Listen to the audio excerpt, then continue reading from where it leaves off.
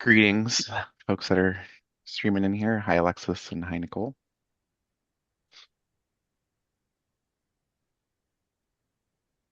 Hi, good to see you. Good to see you too. Hello. Hello. Hey everyone. Hi, Jamina. Hi.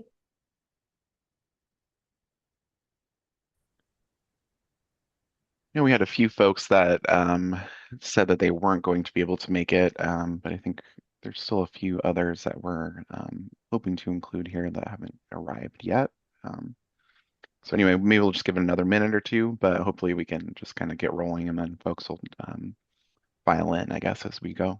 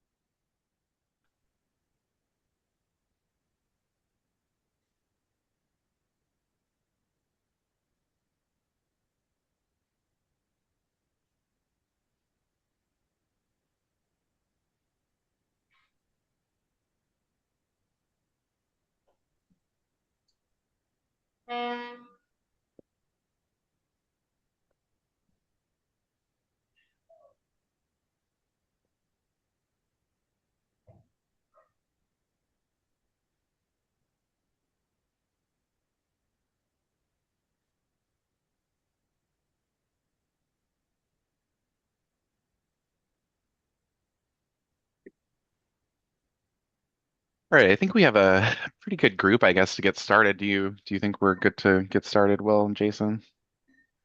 Yeah, I think so. When we start with introductions, It's a we have great a idea. presentation that has the agenda, and we'll move from there. But Yeah, I would just acknowledge, we've had some changes, I suppose, to our group, even though we haven't met too many times from, it has been somewhat of a long period of time since we formed the committee. So we've had some shifts and some replacements, I guess, of some of our members on the TAC.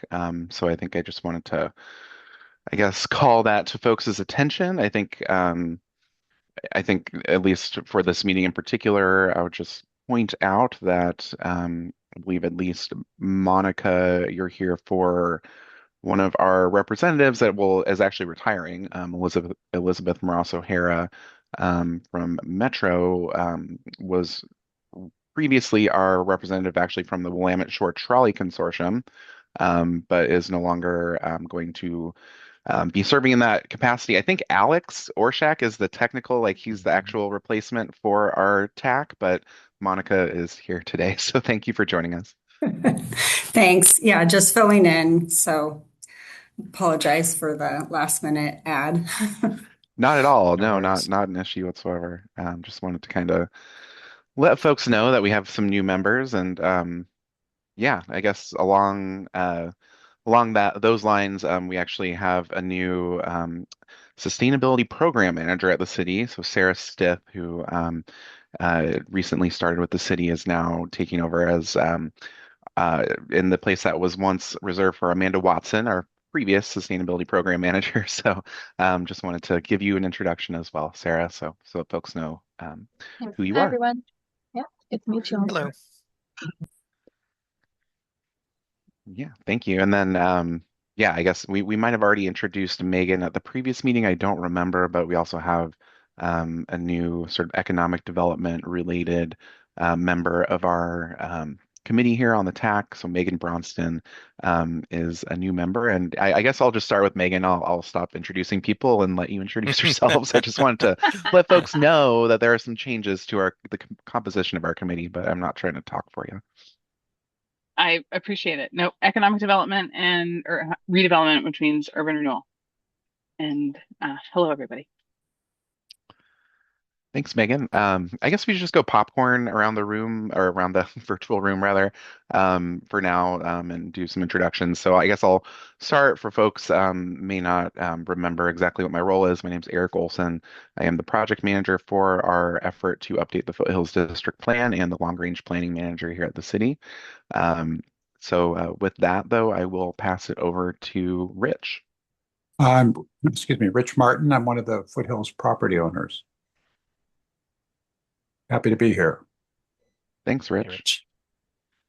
I guess I'll just do this then. I'll throw it to Ken. Ken Spencer with PGE, customer operations engineer and old engineer that just sticks his nose in all kinds of places.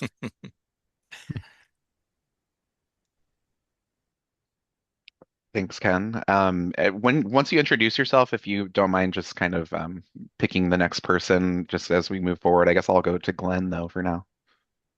Thanks, Eric. Yeah, I'm Glenn Bolin. I'm stepping in for Kenny Worth, who's usually on this group, but he is in the land of the midnight sun right now, up in Oh, Alaska. awesome. So yeah, he's having a nice time with family. So yeah, I'm a planner with ODOT Region 1, and I've been a planner for quite a while. So I've seen this project as a spectator even back in the early 2000s when it was getting cooking. So, and I will pass it over to Nicole Nathan. Hi, everyone. I'm Nicole Nathan. I'm the Executive Director at the Arts Council of Lake Oswego, and we are a nonprofit that manages the public art program for the city of Lake Oswego. So that includes public art, as well as percent for art projects and anything and everything in between. I will pick Abby. Hi, everyone. I'm Abby Thayer-Oli. I'm work for the City of Lake Oswego Public Works Department and the asset manager. I'll pass it over to Alexis. Thanks, Abby. Hi, everyone. I'm Alexis. I'm the Executive Director with the Tryon Creek Watershed Council. So as a watershed council, we work across jurisdictions and land types to essentially support the health and well-being of our watersheds. And most pertinent for this group is that the confluence where Tryon Creek meets the Willamette River is right at the northern end of this Foothills district. I will pass it over to Jason. Oh, great. I'm Jason Graff with First 40 Feet, and I'm sort of co-project managing as a consultant team on the Foothills District Plan with Will Grimm. So I'll pass it over to Will. Yeah, Will Grimm, First 40 Feet, just supporting the team and the city and all engagements. And so it's really great to see everyone here. I'll pass it over to Stefan. Hey everyone, my name is Stefan Broadus. I am an engineer for the city and I serve as the project manager for the wastewater treatment plant project. And as far as passing it over, who hasn't gone yet? Looks like most people have. I think Mike Here. hasn't gone yet. Okay, Mike, if you'll go. Thank you. Mike Afterson, is that who you're looking for? Sure. It's no That's the one. picture, but Mike Afterson, Lakeshore Concrete, that's all I can say. Great. Thank you. You're a property owner, correct? Property owner, yes. Awesome. Right, Thank the you, district Michael. there, yeah. And I guess with that, I don't know, Sarah, do you want to give yourself a brief introduction so I'm not speaking for you or Monica? Yeah, hi everyone. Sarah Stith, Sustainability Program Manager within the City Manager's Office. And I've been on board for about 4 months now. So good to meet you all and be more informed and involved in this project. Thanks. Awesome. Thanks, I Sarah. haven't gone yet either. Oh, Hi everyone. yeah. My name is Jamuna Golden. I'm a Parks Planner at Metro. I'm kind of in transit, so I'll be off camera today. Great. Thank you. No worries. Thank you, though. And yeah, I guess we should also go to Matt Amos. Hi, Matt Amos, Fire Marshal with Lake Oswego.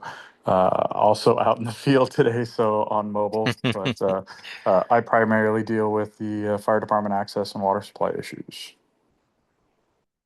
Great. And I don't think, Kira, have you introduced yourself yet? I'm not sure you No. have. I have not, and I just came off. I just finished eating, so sorry I was off camera. Kira Haggart. I am a project manager with the Parks and Recreation Department for the City of Lake Oswego. Awesome. Well, thanks for joining us, Kira. I think the only two left are Chris. Well, I guess Monica, you should give yourself an intro as well. I briefly introed you, but Hi, sure. Not a lot more to add, but brand new to the project, although familiar with the area. I'm a transportation engineer with Metro and working with Alex, and I'm hoping to still stay involved. We probably don't need that many people on the TAC, but definitely interested in the project and glad to fill in for a short time for now. Yeah, it's Thank you. always helpful to have more folks gain knowledge of the project and get involved in some capacity. And yeah, I guess Christina and Michelle, I don't know if you can just quickly introduce yourselves. I know that we've been working with Christina for a while, but Michelle is relatively new to our effort here, relatively new to the city. So if you just want to give really brief intros for yourselves, that would be great. Oh yeah, I'm Christina. I am admin support for the long range part of planning. And I'm Michelle Schabel. I am fairly new to planning admin as well. I'm kind of shadowing Christina for the time being until I'm up to speed on everything. It's great to have you, Michelle. Thanks, Christina. And yeah, I guess I'll just really briefly say, I appreciate everybody being here. Our topic today is fairly broad. Really, we just wanted to present information to you that is about where we're currently at in the process. It's not necessarily like with the technical focus lens that we usually have, but just wanted to briefly state that I am hoping to delve into, we are hoping to set up a series of meetings moving forward that are going to be more focused on a specific technical area. And I'm hoping to come up with a schedule of that and really just reach out to individual folks to make sure that they're able to participate on those dates and make sure that we can lock those dates down for the right folks to be involved. So anyway, just keep in mind this is a little bit broader of a concept today and that we're going to be talking a little bit more detail on various subjects in the future.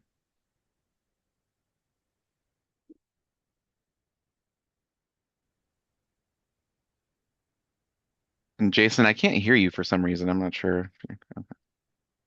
How about now? Can you There hear you me go. now? Yes. Perfect. Yeah. All right. I may have muted myself. Are you able to see the agenda here? I started sharing while you were Yes, we can speaking. see it. Was visible. Perfect. Yep. Thank you. It's great to see everyone today.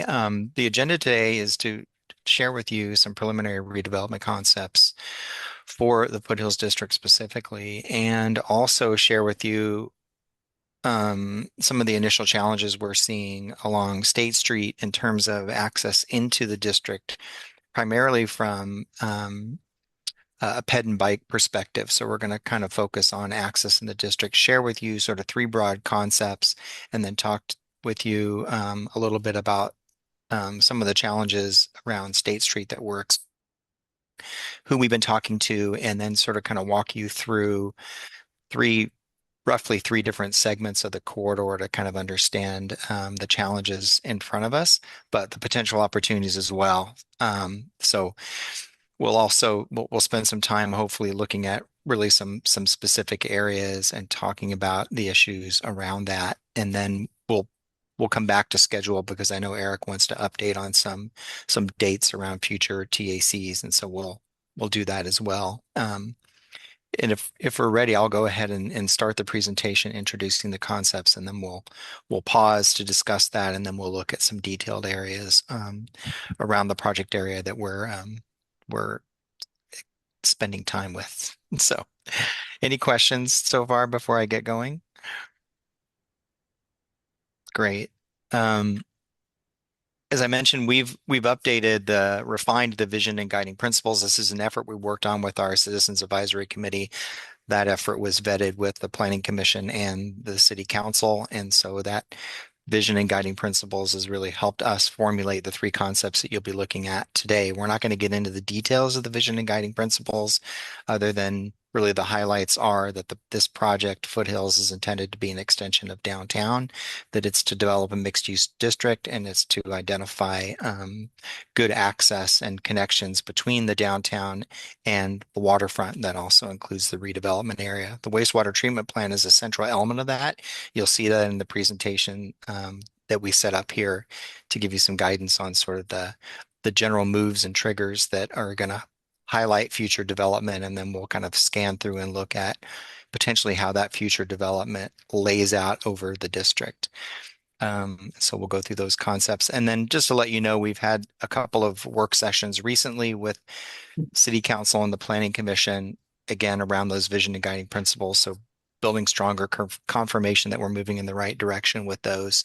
And now as we're in preliminary concepts, we're also beginning to vet those with City Council, the Planning Commission, and the month of June and July, we're really embarking engagement with a larger community to share these concepts and gather feedback on sort of preliminary thinking about what redevelopment might look like and where that might be focused in the project area.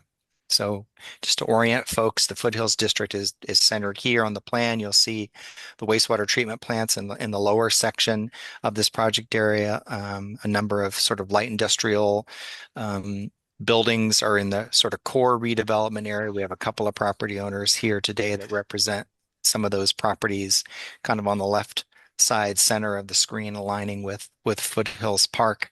And that's largely where we're intending to see redevelopment. And the first phase wastewater treatment plant, the one you see on the lower end, will move up to where the large white building is on the right-hand side of the screen. And that will then free up that area for future redevelopment. And then over time, transitioning from an industrial use to a mixed use district. That's generally the goal of this long-term planning effort.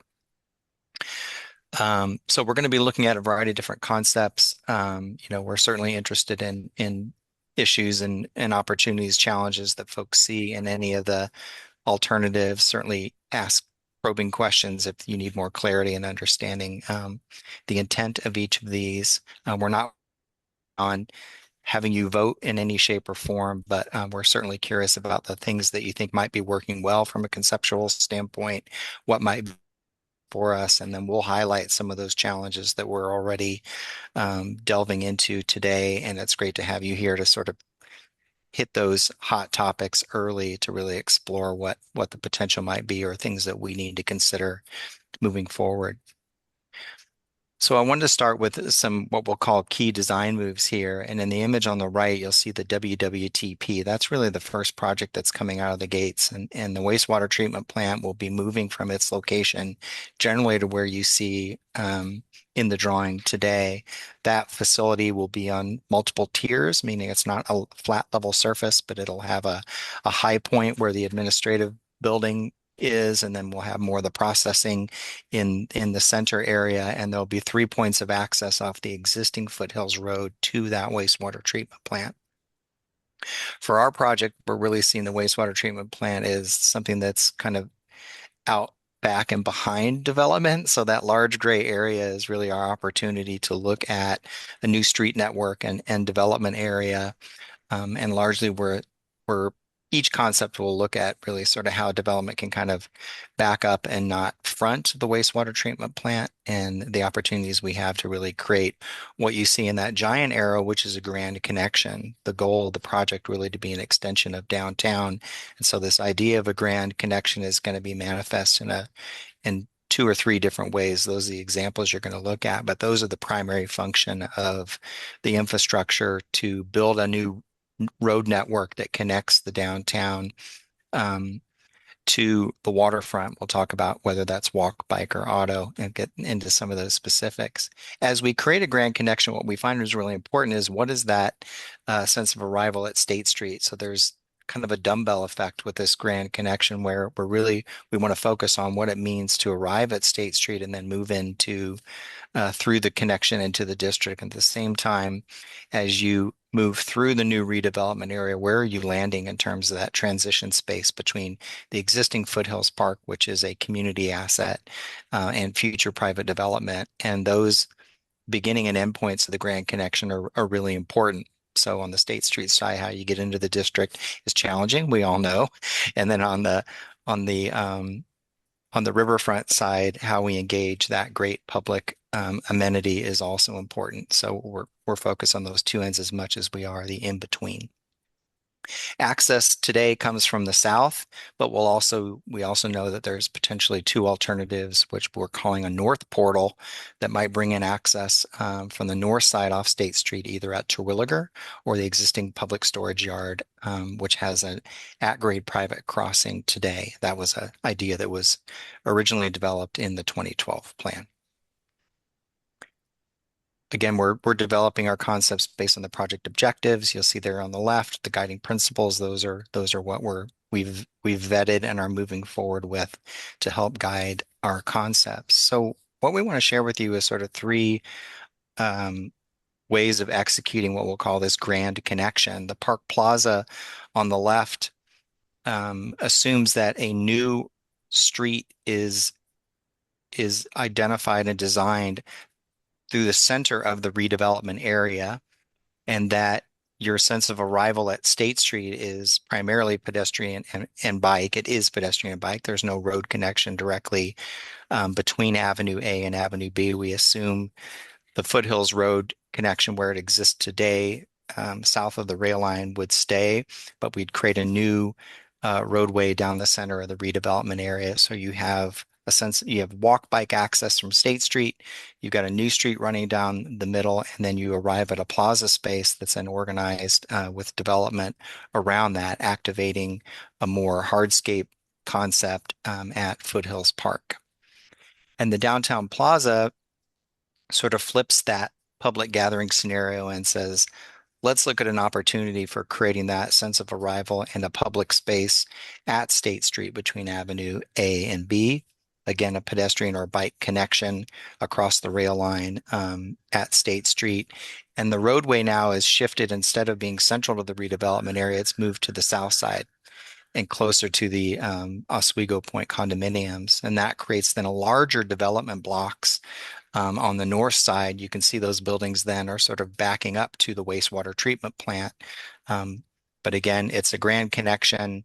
This time it's just oriented a bit to the south, and we've changed the character and caliber of that public space, which you see the word porch, and converted that to a smaller space, but still having a similar attribute of being an amenity for development and a great transition between private development and the public park, Foothills Park. And then the third concept looks at a great connection at Avenue A. So that's a new street that you see where the word promenade is, and widening that right of way so that it is a grand connection in terms of walk, bike, and auto along that street. Again, you're coming in from the same entrance to the south, no direct street vehicular access from Avenue A, but that alignment then runs generally along the Avenue A right of way and extends and creates a grand sort of walking, biking, vehicular access road into the district, and then has a smaller scale but similar type of use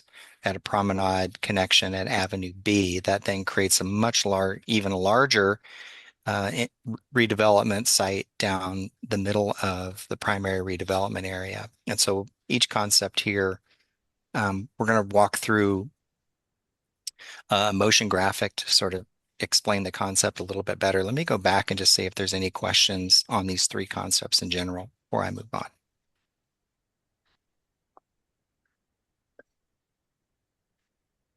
And if anyone, Will or Eric, needs to jump in, please do. What we want to do is sort of set the stage. Question. Oh, yes, please go ahead. Sorry, it took me a little while to get my audio off. Can you go back to the last one? I'm sorry. Yeah. Are those stairs, especially in the second one? Oh, the first and the second one, those are stairs. Then is the assumption that we're leading from the State Street level down into Foothills? It's either at grade or over. So it could be steps or it could be a bridge effectively that goes over the rail line. We're looking at both ideas. Got it. But ultimately, we still assume that Foothills will be lower, and so at some point we're going to have to head down. It also means that whether it's the plaza or the first one, or probably all three of them, they'll have great views at that point. So that moment where they're like, I'm about to enter Foothills will hopefully have a great view. Is that the assumption?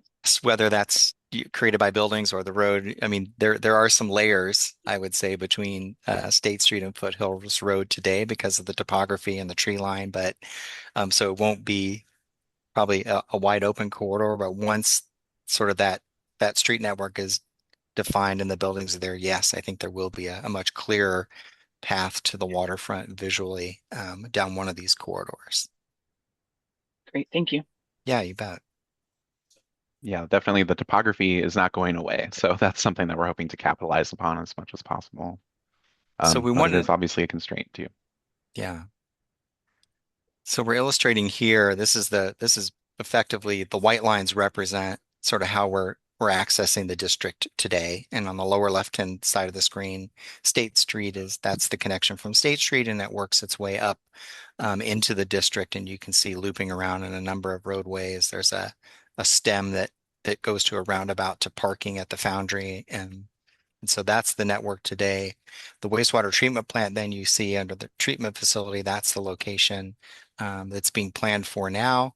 And those arrows then represent the point of access into that future facility. There's also a black dot that you'll see on the top of the screen next to a squiggly blue line, and that's a pump station that will also need access down the road. So we know that Foothills Road, as it exists today, is still going to need to serve the new wastewater treatment plant and some additional facilities that serve some flooding. And then, oh, sorry, have I gone to the next one? I think. So as we think about the future and we think about a new connection into the district and expanding what was there, we start with this grand connection, as I mentioned, between State Street and Foothills Park. And you'll see that alignment then is running basically centrally through that redevelopment area, the industrial area that exists there today, creating that moment of entry on the left at State Street, and then creating a strong sense of arrival at Foothills Park with a public plaza space. Sorry about that. Let me go back. I need to.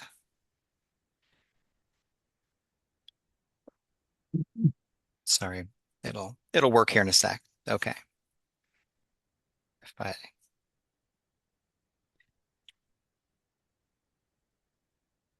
So that grand connection then creates that front door on State Street, the arrival at Park Plaza. And then we think about the southern access extending, realigning the roadways there to create that south portal to that central space, and extending it up to the wastewater treatment plant as it is today, because that becomes then a new redevelopment area. So you see that white line then is weaving up between the redevelopment area, and that creates then our new development blocks. Those blocks would then be on either side of that street network. So from a grand connection point of view, wow, you've got a great street, you've got development on both sides activating it, you've got a great public use at one end, and you've got a great front door at State Street. So that generally defines the concept here, and then those development blocks evolve then around that. There's also then future connection to the north, connecting then either to Terwilliger, apologies, and or the north portal connection at the public storage yard. So, and would those connections be vehicle or just bike ped, the northern portal connections? Those would be vehicular. Yeah, sorry, I'm going to try and get this to pause at a place where you can see it. Sorry about that. If I don't hover over this thing, it starts over. So, yeah, your question was auto and with those dashed lines. I mean, this is all future planning. So what's the difference between the solid development and the two dashed lines on the north, the future connections? Yeah, the solid white lines then represent kind of what we think will be the southern access points to serve the redevelopment area. The dash line is longer term, and we haven't determined where that future north portal connection will be. We know at some point from the wastewater treatment plant that is moving away, that redevelopment area will need to then connect to State Street at some point in the future, but we're assuming that some development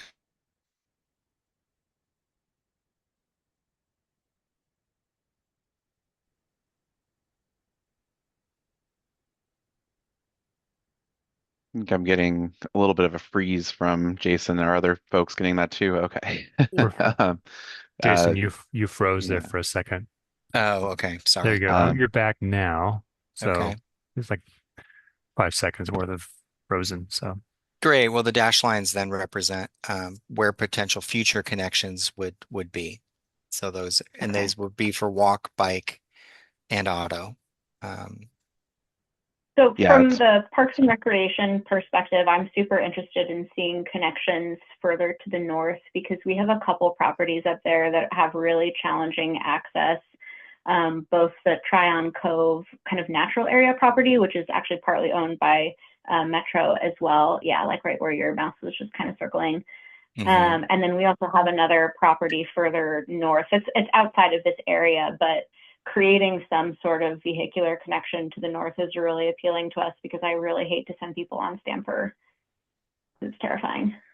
It's terrifying to even visit it on our bus tour. And yeah, it's definitely something we've been thinking about. And, there's a lot of different components at play in that northern sort of Tryon Cove area. And, there's a lot of potential. I think that's another future discussion topic that we should set aside some time for here at the Technical Advisory Committee is, Tryon Cove park connections and trail connections, but also, the fish crossing that has been envisioned for Tryon Creek, and how that could interplay with a lot of these other connections. There's a lot of opportunities there, and we don't necessarily want to assume that we know exactly what's going to happen there or like pick one or the other quite yet, just because there's so many kind of variables at play here.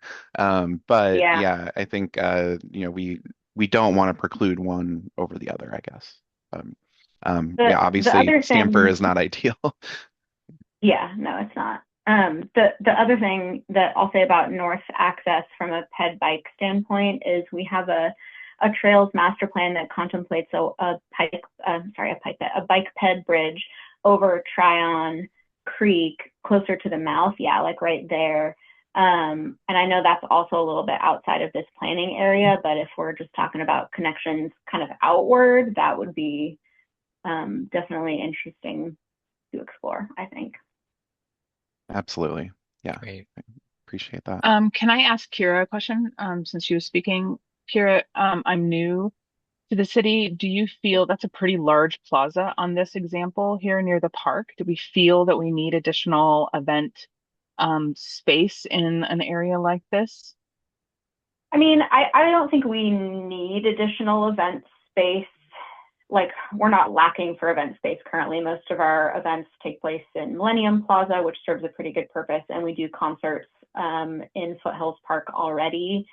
But I like the idea of creating some sort of other kind of entrance to Foothills Park, and creating multiple access points. And anytime that we can talk about extending public land along the riverfront, I think is really beneficial. So a backwards answer for you. No, we don't need it, but yes, I would store it. Well, from a development perspective, this adds a lot of value, and there's been discussion of, as a mixed use district, of adding some commercial, retail, dining, for instance, to the district, to try to line our new grand connection with retail and commercial from edge to edge, from State Street all the way to the water is probably not practical, given that First Avenue is really the core of the retail and what I think we need to strengthen and not build competition for.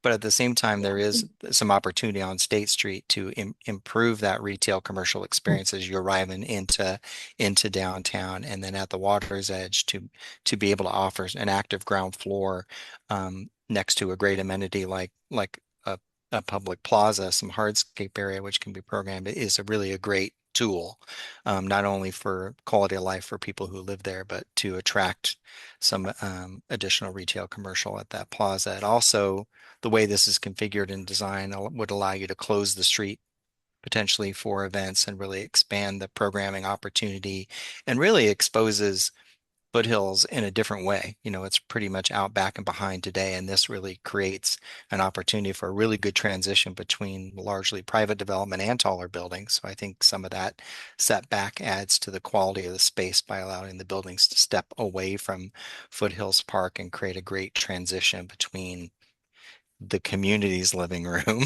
and this space that may be sort of quasi-public private. I mean, that's to be determined, but I think it's a really good tool.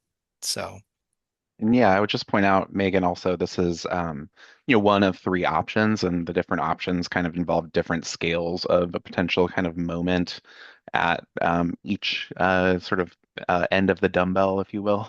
So both on the Foothills Park side and the State Street side. So, we are thinking about different scales of, Plaza, or maybe a, Plaza is not necessary there, but I think the idea here would be to have some type of commercial destination that is activated, by both the riverfront and the presence of, additional residents, and potentially some outdoor space where folks could, go to restaurants and enjoy their refreshment of some type, or food outdoor, and kind of activate that public space. So it would be a different kind of purpose in that way than the rest of Foothills Park. Yeah. And we think it would definitely complement what's there and not compete. But scale will be, is it too small, for instance? I'm going to run through the second concept here. I'm going to do these much quicker, partially because you can see me fumbling around like crazy. But the other is that now you've sort of seen the cadence here. You get a sense of that treatment location. And then for this concept, which is the downtown plaza, the emphasis of the public space really at State Street, still having that grand connection, but shifting it to the south, creating more development area for future development. Large State Street arrival, and then a smaller plaza at the other end, again, adjusting that roadway. Still building to the north, assuming that north phase to connect to the wastewater treatment plant that moves that redevelopment area. So now those white streets define that new street network for development. And then we will continue to look at a north portal on the north end. And so that's generally how this concept lays out. So I think it's pretty similar to what you saw before, slight changes in some of the infrastructure. And then this image here gives you generally a sense of that orientation between State Street at the top of the page, that road network running around the edge of the existing condominiums, but creating enough of a development site to have both active uses on both sides, but a larger block you can see on the right-hand side. And then Foothills Road really continues to access for the wastewater treatment plant, but it's more of what we'd call a service road, if that makes sense. There are these residential units. That's kind of the backside where you could feed into parking. And then you create a bit of that separation between the wastewater treatment plant and the larger development area. Same with that little stem of the North Road extension through what's the existing wastewater treatment plant here on the right side of the image. Again, development on both sides of the street. So really creating an awesome place where future development is oriented to these great streets. And the wastewater treatment plant is kind of pushed to the backside.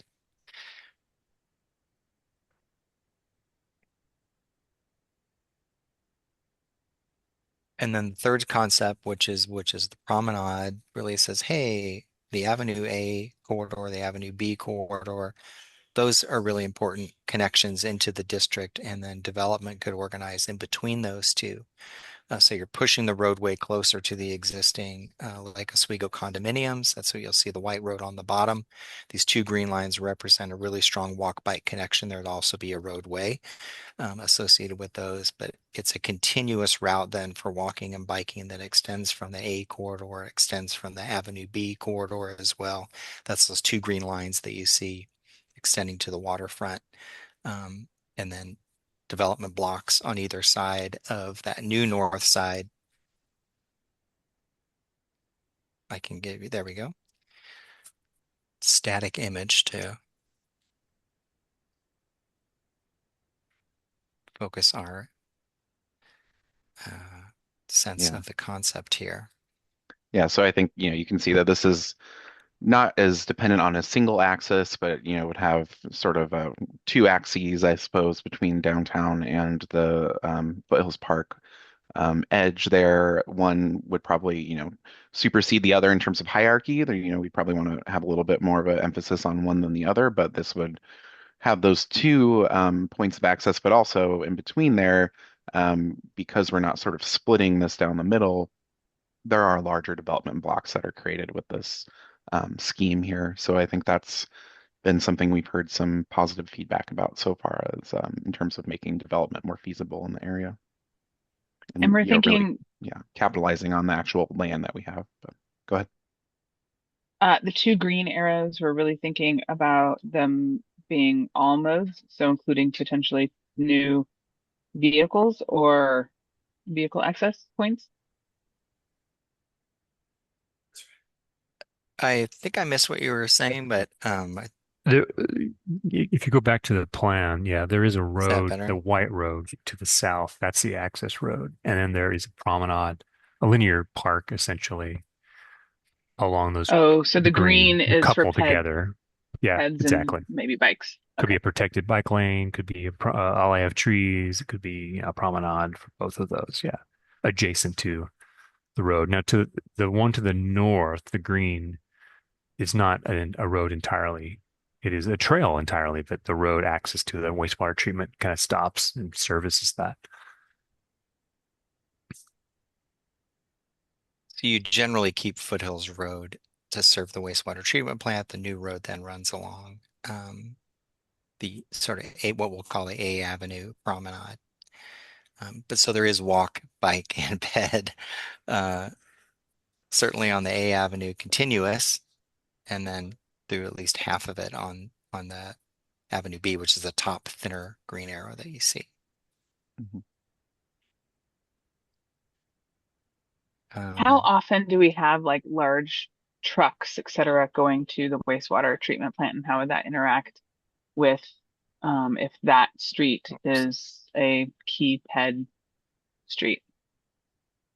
That is a good question. I think we have the right person to answer it here, Stefan. Can you give us a sense, if Stefan, if you're at your computer at least? I know it is an issue, but I think Stefan can speak to the extent of, the large trucks being on Foothills Road for the wastewater treatment plant. Yeah, thank you, Eric. As far as truck traffic goes, we're really going to try to emulate what's being done currently, which is that those trucks come and go during off-peak hours. So, really late at night, really early in the morning. And they do that, to minimize impact on the neighborhood, but also to minimize their transport time because it reduces their costs, it reduces, fuel, labor cost, everything. So, to that degree, those operations would really be similar to what they are today, in that 99% of people, don't even know those trucks come and go to that treatment plant.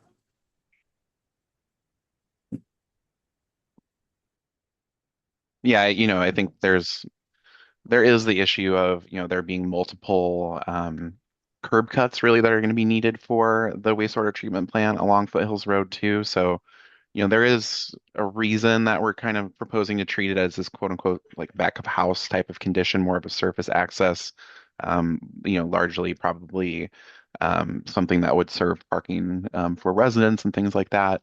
But yeah, I think there's definitely some questions about what that looks like when you want to introduce, that sort of, the B Avenue promenade, I guess we could call it, along that area, and how to get that to be successful, considering that there's kind of two options, and one of them is going to be a little bit more auto-oriented in nature.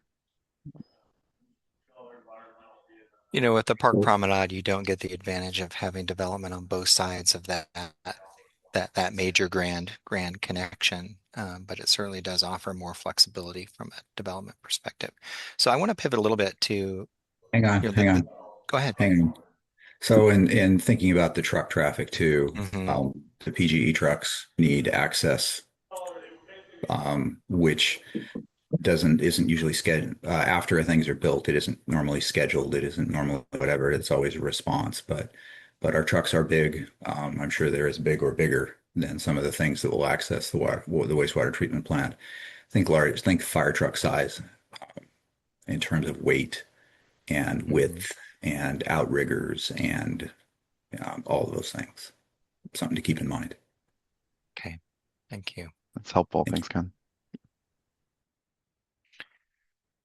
I mean, let's stay in the vehicular mode then. I think that's good. And as we explore each end of this grand connection, State Street is an obvious one for us because if we're to imagine it as a front door to Lake Oswego, how might we accomplish that, and what are the things that would make State Street have more of a sense of arrival? Today it's 4 lanes of traffic, and I'm going to pivot now to an aerial view just so you can see context of our location today. and we'll look at a few exhibits that get into a little bit more of the details around these connections. And I'm hoping I land on the right image here.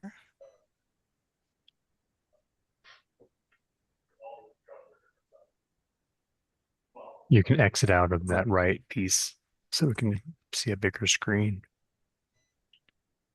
Yeah, one second. Okay. So you Sweet. can see There you where I'm go. at, which is great. I'm not connected to the internet, so if we need to do that, it'll kick in and out. But let's get everyone oriented to our project area. Where you see that red and black dot like Oswego, that's Avenue A.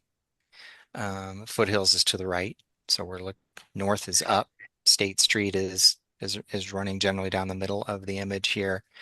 Avenue B is up at the top where you see that three-sided crossing of State Street, and that's really the sense of arrival into the district, and that's where we're looking at either at grade or over rail crossings at either Avenue A on the bottom or Avenue B on the top to kind of create a setting for that sense of arrival. There are active storefronts today on the west side to the left of this drawing on State Street, number of businesses, sidewalks. And so the idea is capitalizing on that on both sides of the street over time, thinking about the opportunity to maybe add some additional retail on the other side where it might fit in a way where we can create that moment where you've arrived in town. But the problem is we have 4 lanes of traffic and a median and not the most comfortable area for that sense of arrival. So we're interested in exploring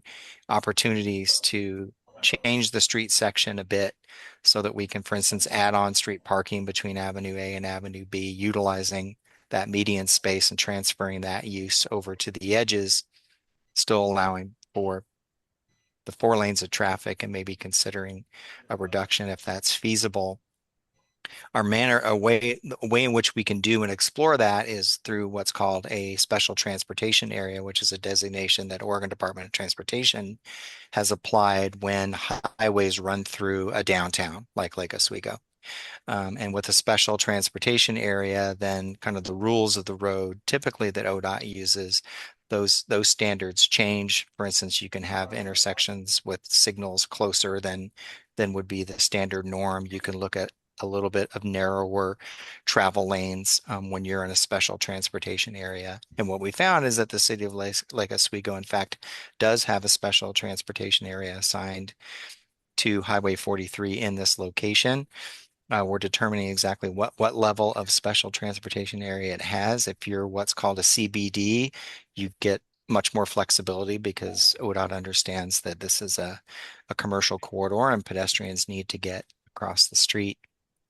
And so there may be some room for us to then look at reconfiguring the right-of-way a bit so that we can improve, primarily pedestrian access across State Street. So that allows us then to kind of change the lever a little bit and look at that as a crossing. We're also really interested on the south side. So I'll pause there if there's any questions for folks about special transportation areas or exploring a change to the right of way in this segment. Yeah, I do have a question. Are you, what are you proposing to do with the building where the current storefronts where A dead ends into State Street? Are those being left as is? Are those being redeveloped? They would be all the above. I mean, I think we have to assume certainly that they would stay, but you're going to look, Will's going to walk you through a couple of scenarios where in fact that changes, to your point that those buildings come down. What Nicole is suggesting is that these triangular buildings on the lower end of the screen here next to the word Lake Oswego, that's really kind of a wall between downtown and the riverfront. And so there's certainly, we're looking at if that were reconfigured, maybe a portion of those buildings are removed to create an opening or all of them. We will explore that. So. Yeah. Thank Yeah, you. we're definitely thinking flexibly about that particular area. It is a difficult area to access as a pedestrian currently. If you want to go to those retail spaces, which there have been some good retail spaces over there. There's like that NOLA Donuts was there for a bit and then left, and now there's a Crate Place that's been there for a couple of years maybe now. Mm-hmm. But I think they've had some struggles, I think, with that location, and it's not easy to get to in a car either. I think, you have to kind of be sort of deliberate about how you access it. And there's, a road that kind of goes underneath. If you turn, you can see sort of at the bottom of this diagram. But yeah, there's that approach there, and so you actually can park under the building. It's not a huge amount of clearance actually that's created, but if you have a short enough car, you can park under that building. We could not have done it on our bus tour actually. And I will say, yeah, there's another sort of larger parking area north of there. And so there is the commercial spaces, and there's also a building that's more of like an office use, and there's some office, like a legal office in the commercial spaces as well right now. Mix of retail and office. It's probably a good thing to note, Jason, also is the terminus of the Willamette Trolley and its location, which is right there, which Where we're my hand is, obviously taking into consideration. We actually went on that last weekend and had some fun. Also the structure where you buy tickets, that's also within our thinking of where that might be, whether it stays or gets relocated, we're not sure. But also the two power plants, the substations there. Okay, they're there as well. So maybe they remain, maybe they get removed or relocated. I'm not sure, but I think all of this is sort of the puzzle that we are, along with topo and rail crossing, is all amongst the fun challenge here. Yeah, we have almost all of the constraints I know, in this one exactly. area, but We it is kind definitely of the do. natural area, if you wanted to connect these two particular, downtown to Foothills I Park. saw I saw Megan had her hand raised and Glenn, but Bill, I want to stress for Will, if you want to go in this concept board. Oh, actually, I can't. My token's expired. I was hoping you could sketch in here while folks are talking, but let's go to Megan and then Glenn with who had their hands raised. My question was about the electrical substation, so Will answered mine. So you can go to Glenn. Great. I can talk about those all day long if you want. I know, right? Yeah, exactly. Yeah, I'm like ready to get my hands dirty. Mine's just a real quick point of clarification. Jason, you said what to do with right of way, and just to be clear, you're talking the street, not actually changing right. It's changing the street, not changing the right of way. Right of way meaning adding to it by getting property. Okay. Yeah, we're talking about within the right of way, changing the configuration within the right of way. So we're not expanding the 80-foot. Yeah, perfect. I just wanted to make sure. The other thing I wanted to mention, so and this is a technical committee, right? So it's down in the weeds. When a road gets rebuilt at ODOT, there are a couple different standards that categories. One of which is so there's ours. It's like resurface, replace, repair, right? So when you get to the replace one, that's like a 4R. We have I'm going to say an out of date standard in our highway design manual that says it basically says if you're building a new road, you build it to a higher level of capacity standard. The idea being which you have to have capacity 20 years after opening, kind of thing. It's very different than the way we work in the planning world. Now, that manual is not up to date because the transportation planning rule has changed, and so it's really not responsive to the goals of the state law. But there's a time period for matriculation to get those things to change, and engineering manuals are last to change sometimes. So what that means for me, like I folks that don't know, I work with the Transportation Growth Management Department, group. We give grants to do projects all the time. And one of the things we often do is when we look at a roadway redesign, we try to keep it, we might have a vision, but then we might have a practical that is within that 3R range, so we don't trigger an additional set of engineering standards. I hope to have this change over time, and the time framing of this might be just fine. But just think about that. you know, so basic repurposing shouldn't be a 4-hour project, but I've got a similar project in Hillsborough where they want to take the 3-lane couplet and make it 2 lanes each way and put in, so that means new stormwater, new curbs, new separated bike facilities. And that is a 4R. And so I'm kind of at loggerheads right now with the tech center team on that one because they're like, well, we can't permit that because it doesn't match our highway design standard. And the design manual standard is not owned by the Transportation Commission. It's owned by FHWA. So it's a we do update it all the time, but it's a process to matriculate that change. So I just wanted to bring that up. Sure. As that might be something that as you have ideas, Kenny and I will want to be a conduit for you to go to our roadway folks to find out what if they think this is a trigger or not a trigger and what the options might be, that sort of thing, just to keep us out of potential jeopardy. Appreciate that. Yeah, that makes sense. Is there any influence, I guess, of the special transportation area on that particular on that piece of it, that 4Rs piece that you're talking about? Great question. I Trigger. don't 100% know the answer for that one. The STA gives us a different rule book on dimensions and things like that. It's a really good point because the whole capacity thing wouldn't make sense. The best example of an STA for those who aren't transportation nerds is Sisters, Oregon. You go to Sisters, you're like, oh, okay, this is a state highway. All of a sudden becomes a downtown Main Street. So that, Silverton, there's some other ones out there, but and yeah, you got a good point. In Sisters, they did not add capacity. So I'll have to do some research, Eric. Thanks for the question.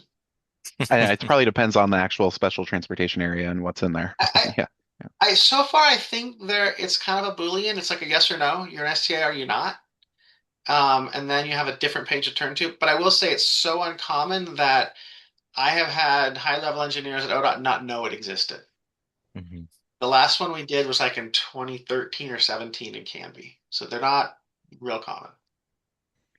We're hoping to open the door on that. Yeah, absolutely. Conversation. So there's a little wedge, and we're gonna kind of stick our nose in there. So there's a lot to cover here. We've only got like 2 minutes. So we are looking at some concepts of going up and over the district, and so Will can sort of talk you through this, and maybe you got your 30-second drop on this one, Will, and then yeah, I can moderate real quick. So there's a couple of things happening here. We are trying to figure out, obviously, how to open up downtown to extend towards the foothills. And yes, physically for people to walk and connect, whether it's from the lake or downtown to the river. There's topography we're dealing with. There's a road network. There's potential redevelopment sites as well.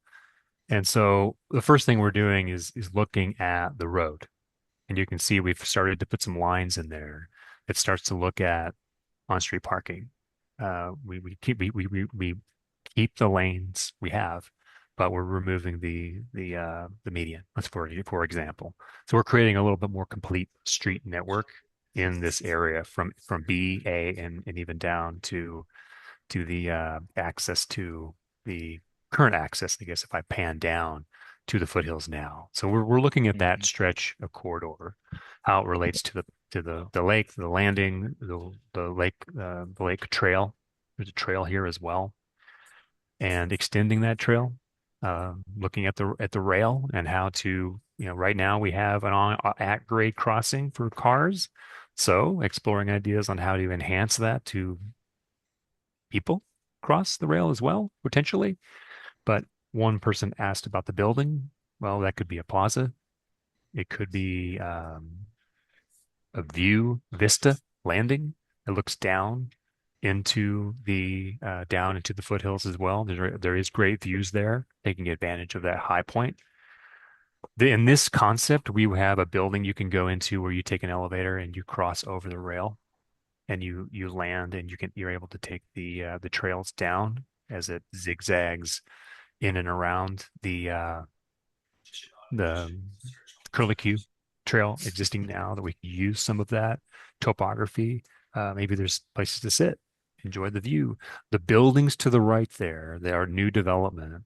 We don't know how tall those are going to be. That is a massive hole right now. So there might be some advantages to development. It doesn't actually block view. We're not sure. We're going to study that to figure out what that view looks like from downtown, say A Street Plaza, and how can we adjust that view corridor to take advantage of views to the water or views to Mount Hood, etc. But the challenge here, and we're starting to draw it, is landing on that topography in the right way that's ADA accessible, whether there's ramps or stairs. I think we're starting to get a good picture of how that might play out. Crossing maybe at grade at B, potentially over at A, and also taking advantage of that trail that exists along the lake and extending it to the river, which you can kind of see. There's like this orange line that curves around from the lake all the way down to the water. Second option, really quickly, it's similar. If you pan over, I'll stop moderating, and you can pan over to the other one. This is one where you go over on B Street and at grade at B, sorry, A, at grade at A, over on B. We're exploring those as well. Again, terracing, open spaces to kind of hang out and enjoy the vista, ways to get down using ADA accessible ramps and stairways. And then the road on this one is a bit different. It's option A, where the new road into the foothills is allowing for development on both sides to be equal, basically. So there's different road alignments in the foothills that we're responding to, but this study, for example, is really tightening up state and looking at development opportunities and opening up that space where you can actually see and connect visually to the water and how to transcend down and over. So it's early, very early, but anyway, these are ideas that we're thinking about. So yeah, let's pause there. I know we're at time, so I want to thanks for respect everyone. Folks for staying a few minutes late with us. Glenn, did you have another comment, or was that from before? Okay, that's good. I can't seem to lower my hand. It's giving me a pen. See, I can draw things. Oh, fun. Hey, I like that. I love that. I want to do that. Wait a minute. I know. Stop having fun. But you can see that this conversation about the special transportation area, we're really looking as we open the door to think about how we can cross the street. So some of that is trying to reconfigure the neck of that street so that we can create those crossings. It's going to be extremely important to make that connection into downtown. Will didn't get into it so much on the southern end too, but there's a trail here, that sort of orangish colored band that you see coming through. A portion of that to the left up along the lake is an existing trail. And one of the issues we have at grade at the intersection is obviously the rail crossing, but there is no traffic control. There is no way for pedestrians to get from this space to this space, and the space on the right is where the trolley is and where parking is for the trolley, and the space on the left, that's the lower Millennium Plaza. Today pedestrians can make their crossing here, but this trail comes along this direction, and what Will's trying to figure out is how do we create that moment where this is actually a logical connection, and how can we work with State Street to allow some pedestrian access there. There is a rail crossing today, and so this is down on State Street looking south. So the lake would be on your right here. This is the large development along the lake. This is pointing south. You see the depot building is here, and there's a stop bar here, and obviously you see traffic control here. So there is a way to manage traffic. But right now it's just to stop cars for when a train comes by. So we're curious how we can utilize some of this infrastructure in a way where pedestrians can actually use this space as well. And it's been a challenge, and so far we've heard a lot of what we can't do, but we do want to explore this a little bit further. So I just wanted to share that. And then Eric, I don't know if we should go back to the calendar and sort of look at dates here, or whether we want to take any more questions, because I know folks. Yeah, I We're think over time, so Ken has his hand up. yeah, oh great. Ken's got something for I us. just I just wondered at what point in this process do we talk about the two substation sites that are there and the sketches that were just shown that Will was discussing. The north half of our substation is under all of that. Yeah. And the south half has, a chunk of it carved off. And so I know it's coming. I'm just wondering at what point. I'm trying to, not be Debbie Downer and Right. I truly am. Yeah. But along with substations in this case, because this has been there a very long time, and there's significant overhead lines that are associated with this. And I realize that some of it can be underground, but some of it can't. So I'm just wondering where in the That's actually a process great does it get that's talked actually a about. great cue for that next conversation, I guess, about next Okay. steps and meeting topics for the future.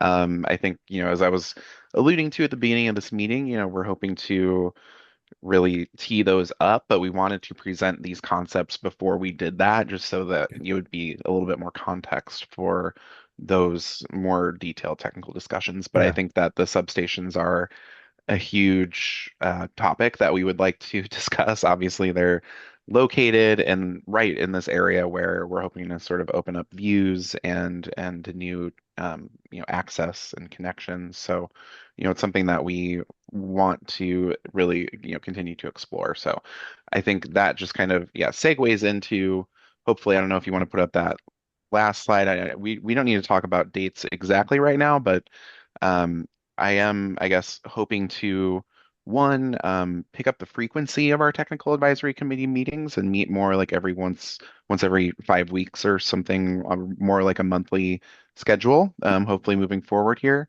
Um, I think secondly to that though, I want to talk with folks like exactly what you were talking about, Ken, where we would want to make sure that you and Syringa could join us for whatever discussion we do have about the substations. So I want to just make it clear that I'm going to be reaching out to folks and talk about those specific dates, and hopefully we can find something that works, I guess, for the individuals we want to have for a specific topic. And so that's what I will be coordinating, and I will be reaching out to folks individually on that, and hopefully have more dates for the rest of the year all teed up here in the near future. So, yeah, I appreciate that, Ken. There's like so many different focus areas just on that one crossing question that we could dive into, and I think there's a lot of discussion to be had here.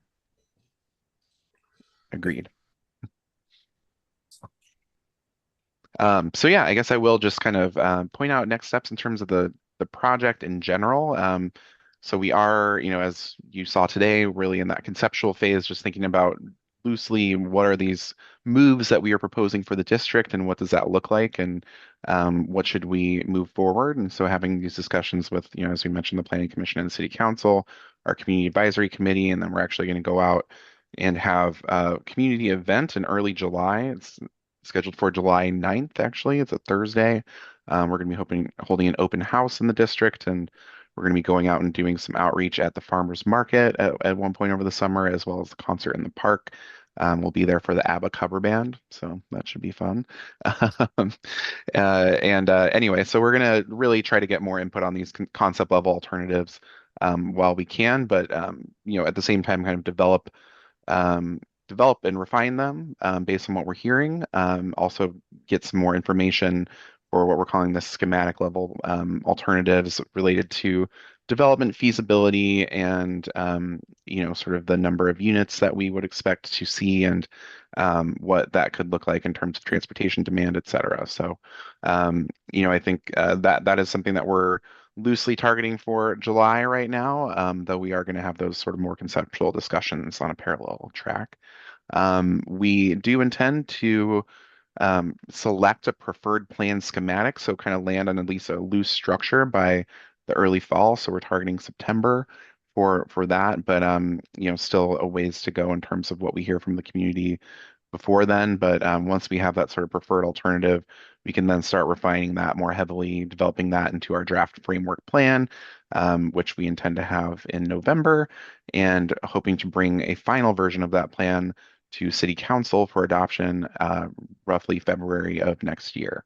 And following that, then the TAC will be more involved with this process than most, but we are hoping to then transition from that sort of plan phase to actual amendments and urban renewal plan, list of projects, as well as code amendments, potentially comprehensive plan amendments, et cetera, that would implement what we're talking about for the district. So we'll have those, by next summer, roughly, in terms of August of next year. So late summer of next year is when we're targeting for the actual code amendments, and then adoption hopefully before the end of next year. That's what we're aiming for by December 15th of 2027. That's when not just the plan, but we're hoping to have all the amendments adopted as well as the urban renewal plan. Yeah, a lot of progress to be made in the next year and a half in particular. But yeah, I think in particular, these technical conversations are really going to ramp up. And so we will be meeting more frequently. Anything else you wanted to end with, Jason or Will? No, thank you.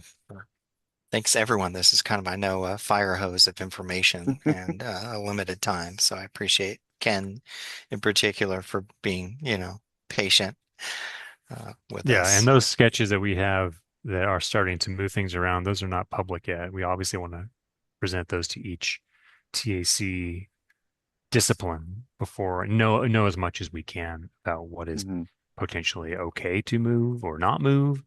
We'll definitely get there. So appreciate your patience. Yeah, and I appreciate you helping us navigate all the various different levels of sort of technical related constraints in this area, and there's certainly no shortage of those. So we will need your help, and appreciate you all being here and helping walk through that with us. For sure. Thank you. Cool. All right. Well, as I mentioned, I will be reaching out to folks directly to try to arrange for some topic-focused meetings and make sure that you're all available at the right time for the topic that is applicable to you. But otherwise, just be aware that I'm hoping to set up something, in late July, maybe early August for our next meeting. So about 5 weeks. Okay. Great. Thank you. Thanks, everyone. Thank you. Thank you. Take care. Take care.